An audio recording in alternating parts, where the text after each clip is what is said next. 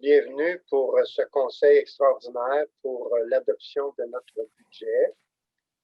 Donc, je vais prendre un proposeur pour l'adoption de l'ordre du jour, s'il vous plaît, et appuyeur. Je vais le proposer, M. le maire. Appuyer. Merci. Donc, on va procéder à l'adoption du budget pour 2021. Bien sûr, avant que vous l'adoptiez, je vais quand même vous en faire la présentation. Donc, mesdames et messieurs, chers concitoyennes et concitoyens, merci d'être à l'écoute pour cette présentation du budget pour l'année 2021. Nous sommes fiers de vous présenter les mesures que nous mettons en place pour que la vie reprenne sous les meilleurs auspices. Je sais que l'année a été difficile pour nous tous sur plusieurs plans. Certains d'entre nous ont été durement impactés. Je pense à nos gens d'affaires, à nos commerçants, à tous ceux et celles qui ont subi des pertes financières, qui ont perdu leur emploi, qui ont vu leurs projets mis sur pause ou annulés. Nous devons apprendre de cette pandémie. Elle nous apporte beaucoup de résilience. Il faut s'en servir aussi pour le futur.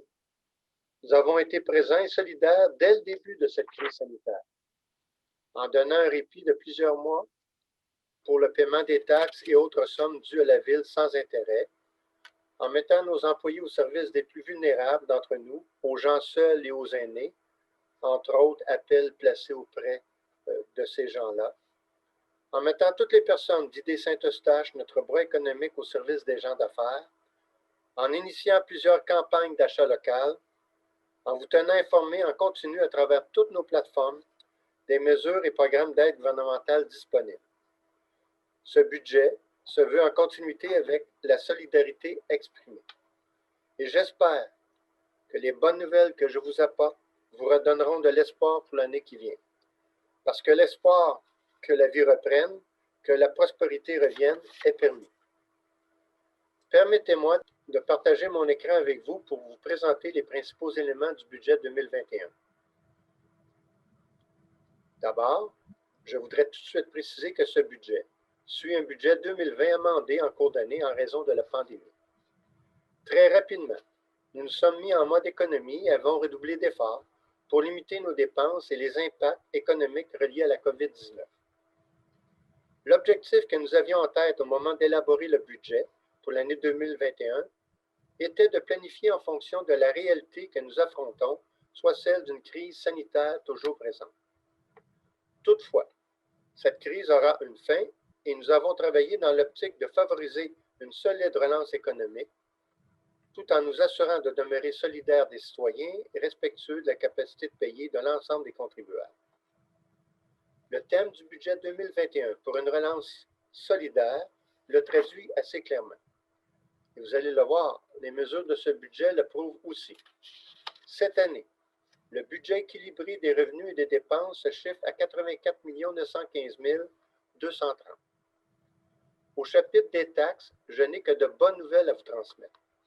À débuter par celle-ci, vous serez heureux d'apprendre qu'il n'y aura aucune augmentation des taux de taxes en 2021, et ce pour tous les secteurs, résidentiel, commercial, industriel et agricole. Pour ce qui est des propriétés situées en secteur agricole, il s'agit d'un gel de taux de taxe pour une deuxième année consécutive. Et ce n'est pas la seule bonne nouvelle que j'ai à vous annoncer. Nous appliquons de plus un gel complet de la tarification des taxes de service, ce qui signifie au total un gel du compte de taxes. Et il y a mieux encore. Dans la zone urbanisée desservie par les réseaux d'égouts et d'aqueducs, c'est-à-dire autant la petite zone blanche que la grande zone blanche, les contribuables constateront une baisse de leur compte de taxes. Par exemple, pour une maison de valeur moyenne de 274 700 $, ça représente une baisse de 1,43 %, soit 38,45 de moins qu'en 2020. Deux faits expliquent que nous ayons réussi ce tour de force en dépit du contexte que nous traversons. D'abord, la taxe secteur liée au réseau d'aqueducs et d'égouts diminue parce que certains règlements d'emprunt sont soit terminés ou qu'à leur échéance, ils ont été renégociés à des taux plus bas. Je vous donnerai un exemple. L'usine d'épuration, le plus gros emprunt de l'histoire de la ville à 15,3 millions. Bonne nouvelle, c'est maintenant payé pour notre usine de filtration. Deuxièmement, l'aide gouvernementale accordée aux villes en raison de la pandémie nous permet à la fois d'être solidaires des citoyens, de maintenir et même d'accroître les services et d'initier des projets structurants. Par ailleurs, j'ai également le plaisir de vous annoncer que les activités dispensées par la Ville, que ce soit en matière de sport, de culture, de loisirs, de cours, de camps de jour, etc., connaîtront aussi un gel complet des tarifs qui vont demeurer au même coût qu'en 2020. Il s'agit donc de mesures concrètes pour procurer un répit aux contribuables et pour donner un élan à la communauté d'affaires. Et ce n'est pas fini. Je vais à présent vous entretenir des mesures et perspectives pour assurer la relance. Vous le savez, notre qualité de vie, de même que la qualité et la pluralité des services que nous dispensons, les gestes que nous posons en faveur de la protection de l'environnement, sont tributaires en large partie des revenus générés par une économie locale solide et dynamique. La relance économique demeure donc au cœur de nos priorités, comme vous allez le constater. Nous posons chaque jour des gestes pour assurer notre développement et par extension, pour assurer notre avenir collectif. Nous avons de très belles perspectives qui nous permettent d'être confiants en l'avenir. Commençons par le bilan de l'Innoparc Albatros. La création de l'Innoparc demeure l'une des meilleures décisions que nous pouvions prendre.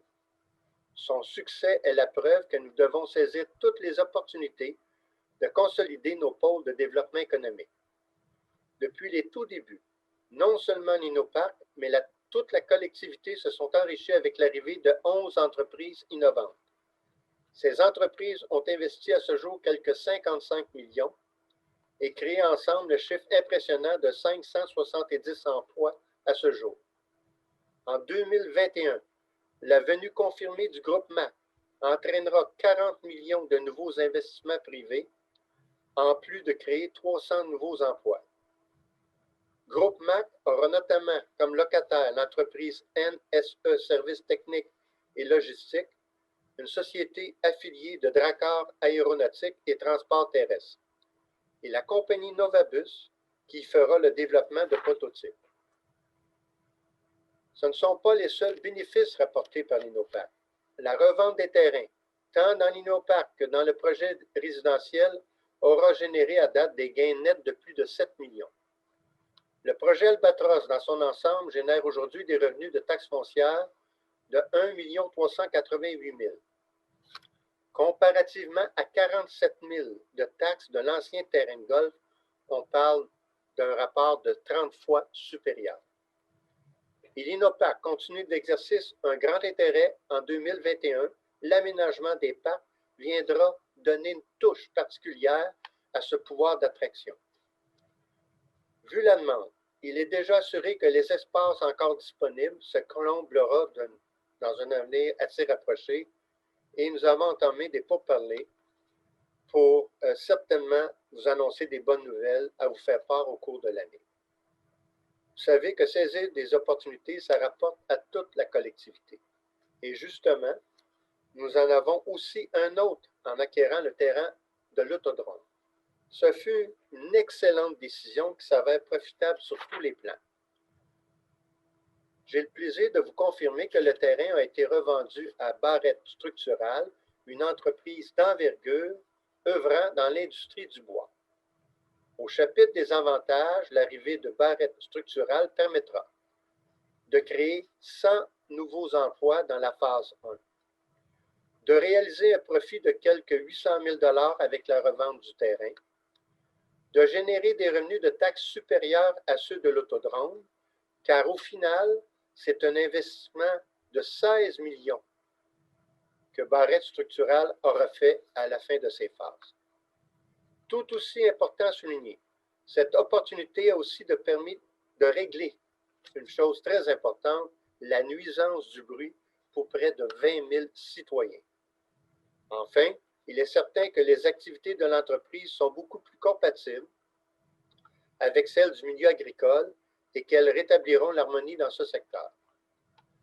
Puisque nous parlons de la zone agricole, nous avons un très emballant projet en perspective, celui de créer une zone d'innovation agricole un projet qui s'articule en 3 temps.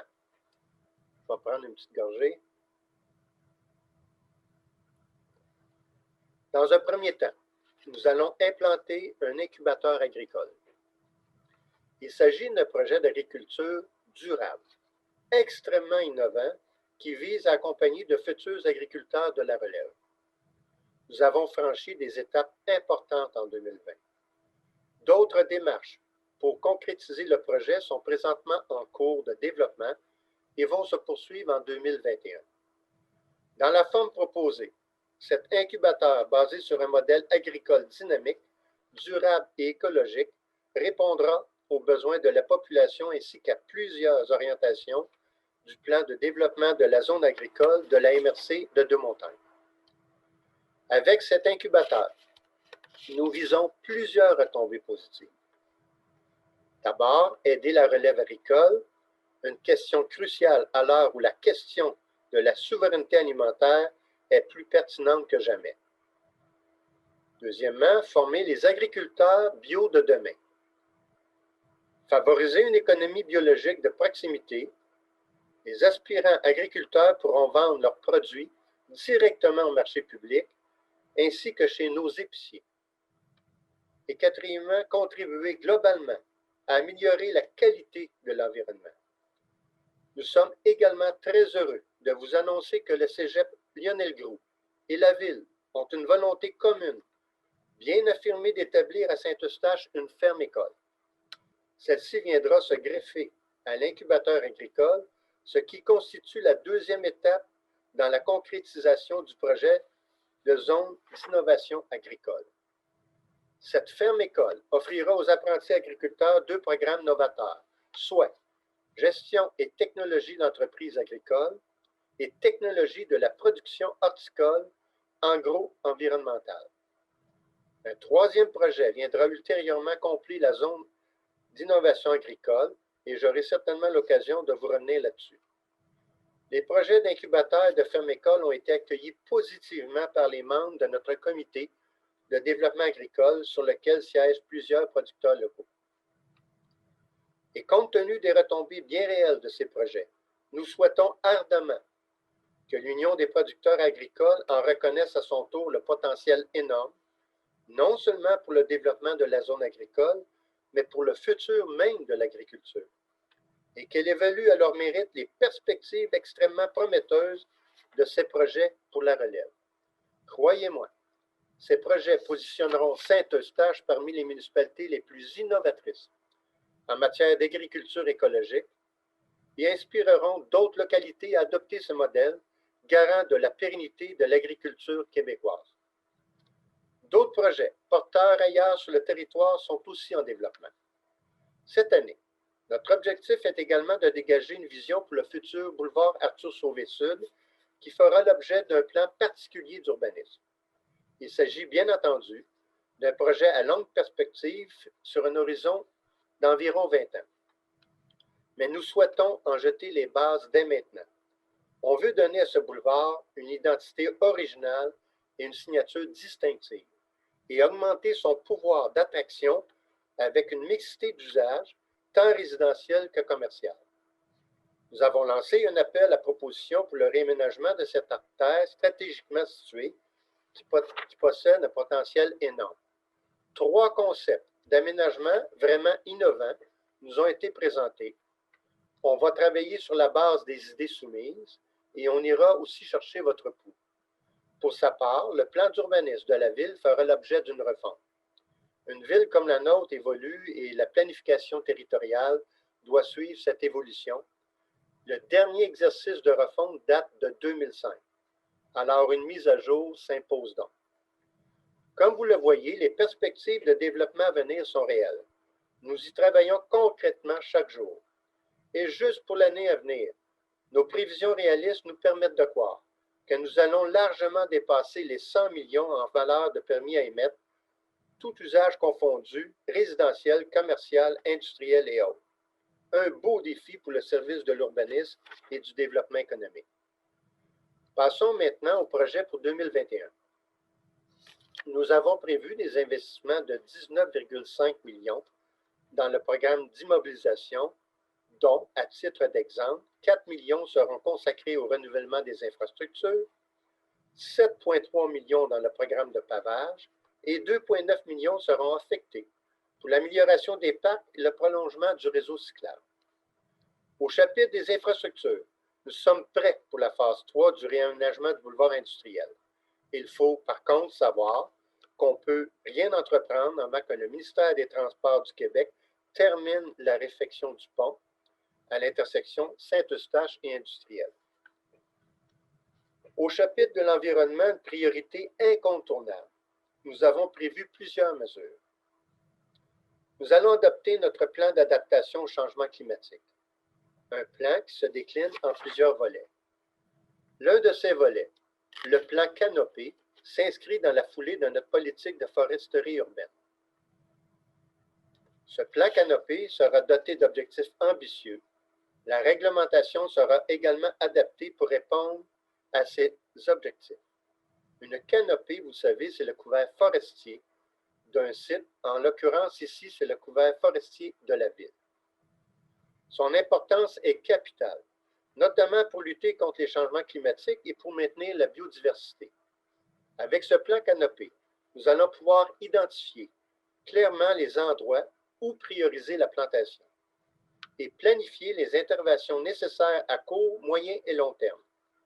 Nos parcs et nos emprises feront l'objet d'une attention prioritaire.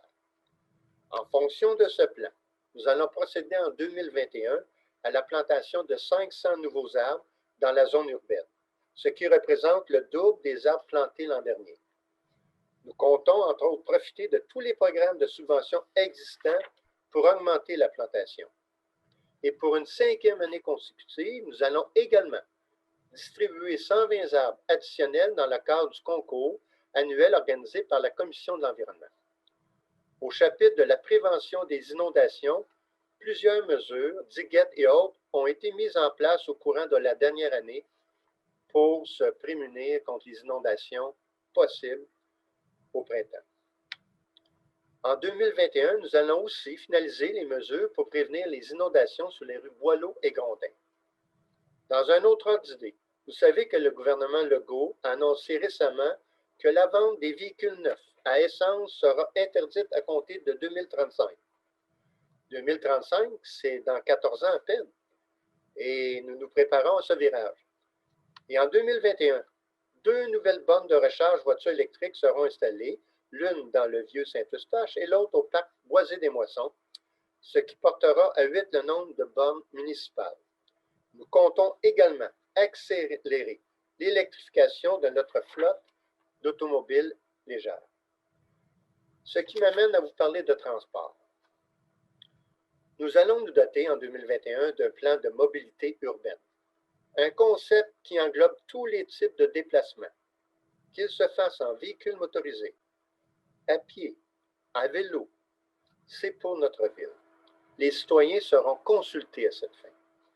En matière de transport, vous savez, certaines responsabilités nous appartiennent et nous agissons sur elles. Ainsi, pour améliorer la fluidité, nous avons pour projet d'installer 2 feux de circulation intelligents.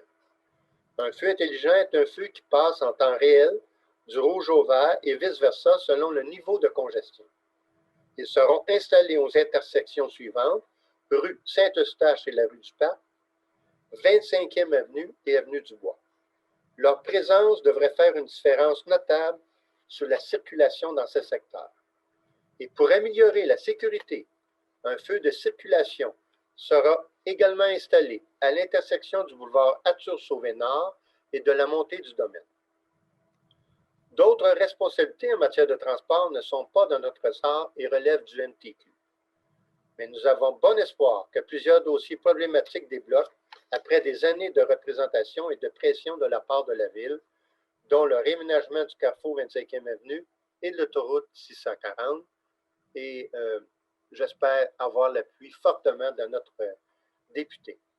Sur le plan régional, le gouvernement se montre heureusement ouvert au prolongement de l'autoroute 13, ce qui devrait grandement contribuer à résoudre le problème de congestion sur le boulevard Arthur-Sauvé-Nord.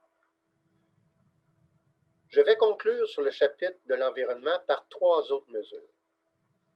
D'abord, les parents de jeunes enfants seront heureux d'apprendre que le programme de subvention de couches lavables sera reconduit. Cette année encore, nous dédions une enveloppe particulière pour subventionner des projets en milieu scolaire. Les projets peuvent être différentes natures et toucher des aspects tels que la foresterie urbaine, la lutte au changement climatique, la gestion de matières résiduelles, etc. Vous savez, nos jeunes sont imaginatifs et surtout très concernés par la question, et on va leur donner la chance de le démontrer. Nous comptons également travailler en 2021 un volet agriculture urbaine, qui sera intégré à notre politique d'environnement. Nous comptons nous inspirer de meilleures pratiques et vous aurez, les citoyens, à vous prononcer là-dessus. Au chapitre des loisirs, nous allons rendre l'accès au parc nature encore plus aisé cette année avec l'aménagement de stationnement non asphalté de 100 places qui sera accessible à partir du chemin du Chicot. Bien entendu, dans l'intervalle, les sentiers se feront plus accueillants que jamais pour vous offrir une superbe saison de ski de fond et de raquettes. Divers aménagements sont prévus, le programme d'amélioration des parcs, entre autres, et des pistes cyclables, parmi lesquelles un stationnement et un quai pour un site de location d'embarcation non motorisé, canoë, kayak, wakeboard, etc. au parc Boisé des Moissons, une patinoire permanente au parc Clin-Matin, et notre réseau cyclable connaîtra aussi un prolongement majeur. On poursuit en effet en 2021 le projet de relier le quartier résidentiel Albatros au quartier Rivière-Nord. À terme, quand la réfection du boulevard industriel sera complétée, le réseau cyclable qui s'y greffera conduira jusqu'au REM à Deux-Montagnes. On compte aussi aménager en 2021 une piste cyclable sur la rue du Bois entre le boulevard Antoine-Séguin et la 25e avenue. Dans une phase ultérieure, la piste cyclable couvrira toute la rue du Bois, de la 25e avenue au boulevard Arthur-Sauvé. Avec les travaux déjà effectués sur la rue Hector-Lantier en 2020, ce nouveau tronçon va permettre de ceinturer toute l'autoroute 640 à Saint-Eustache. En somme, ce sera notre autoroute verte que nous compléterons dans les prochaines années. Je vous amène à présent dans notre nouveau vieux Saint-Eustache pour lequel nous avons plusieurs projets. Les travaux de la rue Saint-Eustache sont à présent terminés. Le résultat est à la hauteur de ce que nous avions imaginé. Nous avons tout mis en œuvre pour rendre cette période de travaux la moins contraignante possible pour les citoyens, les commerçants et les gens d'affaires. Et je tiens particulièrement à les remercier chaleureusement de leur patience et de leur entière collaboration. Nous sommes convaincus que le nouveau usage de la rue Saint-Eustache favorisera le développement commercial. Avec les activités que nous projetons aussi d'y tenir, tout ceci fera en sorte de revitaliser durablement, notre quartier patrimonial. Permettez-moi de vous présenter une vidéo de votre nouveau vieux Saint-Eustache.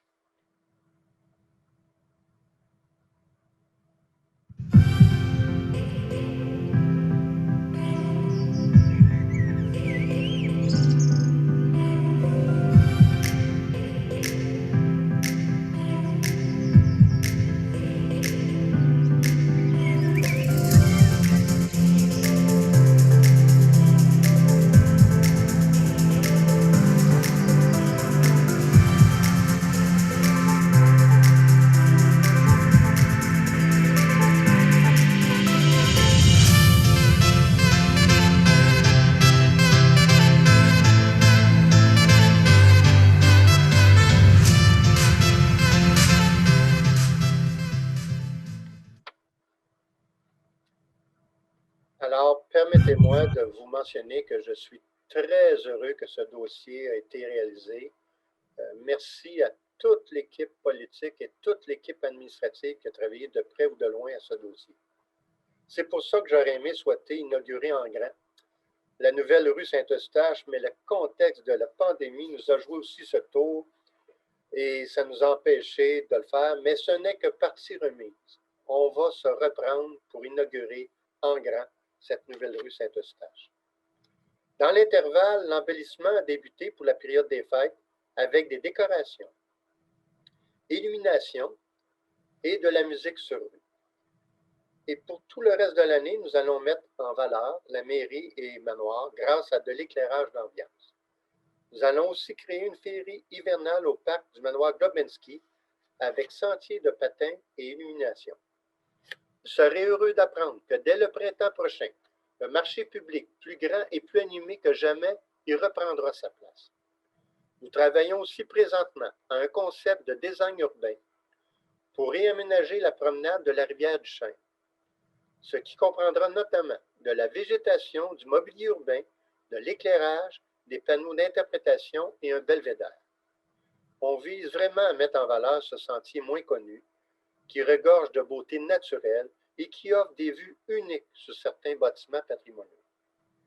Dès que le contexte le permettra, d'autres projets viendront animer le vieux Saint-Eustache, en plus des activités populaires habituelles, telles que Fête des Neiges, Festival de la Galette, dimanche sur la promenade.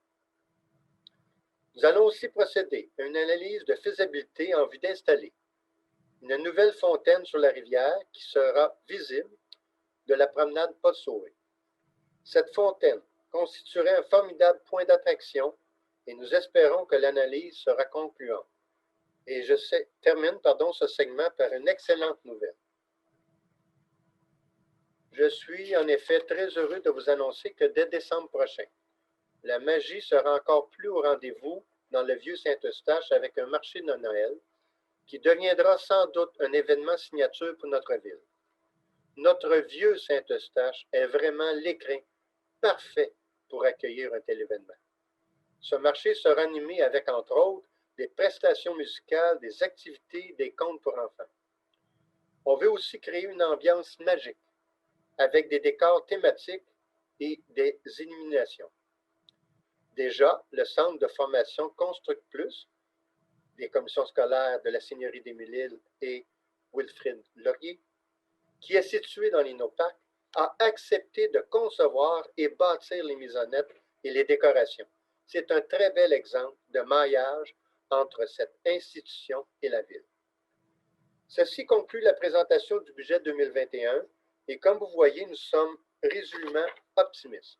Parce que la période morose que nous traversons aura une fin. Et vous savez, Churchill a dit un jour, au plus noir de la période de guerre, si vous traversez l'enfer, surtout, continuez d'avancer. La crise sanitaire ne peut pas se comparer à la Seconde Guerre mondiale. Mais ce que nous vivons présentement demeure difficile tant sur le plan humain que financier pour plusieurs d'entre nous. Mais nous devons continuer d'avancer, de faire preuve de résilience, d'adaptation et de créativité. Et continuer d'espérer en l'avenir, parce que l'espoir est vraiment permis. Chers amis, la vie va reprendre. On voit déjà poindre la fin de la crise. Et nous allons nous en relever ensemble, c'est certain. Pour conclure, je veux remercier toutes les personnes qui ont contribué à l'élaboration de ce budget solidaire et porteur d'espoir. Donc, je vais vous présenter les membres de la Commission des finances, administration finances et des ressources humaines. Il me fait donc plaisir de vous les présenter en débutant par Mme Jannick Dany, présidente, Mme Nicole Carignan-Lefebvre, vice-présidente, M. Christian Bellemare, directeur général, M. François Bélanger, directeur général adjoint et directeur des services techniques et de l'environnement, M. Bastien Morin, directeur général adjoint et directeur des services administratifs, et M. Thierry Vallière, directeur du service de police, et votre humble serviteur. Mais la dernière et non la moindre, Mme Ginette Lacroix, notre précieuse trésorière, dont c'est le dernier budget avec nous, et qui nous quittera bientôt pour une retraite bien méritée. Alors, Ginette, pour ta grande collaboration, ton professionnalisme et ton dévouement exemplaire, je te dis merci. Au terme de cette année sans précédent, je veux aussi remercier l'ensemble des employés municipaux pour l'immense effort d'adaptation fourni afin de dispenser aux citoyens des services de qualité dans des conditions aussi mouvantes. Tout au long de cette période, ils ont constamment gardé en tête le bien-être des citoyens avant toute autre considération. C'est grâce à eux que le navire a pu continuer d'avancer et je leur en suis très reconnaissant.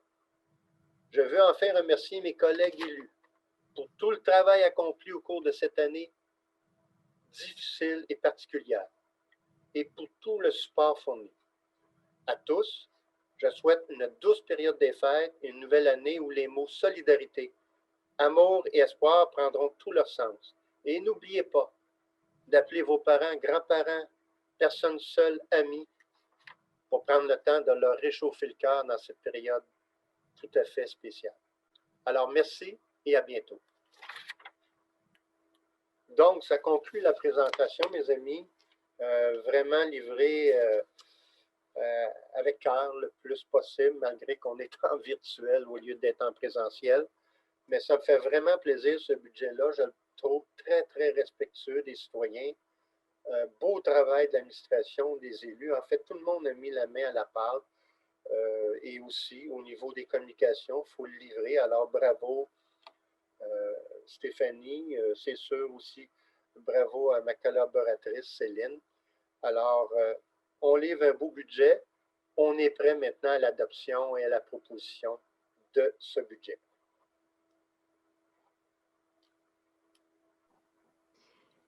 Alors, je vais le proposer. Et ça me fait plaisir de l'appuyer. Merci beaucoup. Maintenant, c'est sûr qu'avec le budget, on a l'adoption du programme triennal des immobilisations pour les années 2022. Donc, 21, 22, 23, pardon. Donc, il faudra l'adopter. Il faut aussi choisir une modalité de distribution de ce résumé du budget et du programme triennal des immobilisations. Normalement, on prend le journal local pour faire ce travail-là. Donc, dans un premier lieu, l'adoption du programme triennal, s'il vous plaît, des immobilisations. Je vais le proposer. Je vais l'appuyer. Et vous avez aussi ce que je vous ai parlé, là, la modalité de distribution du résumé du budget.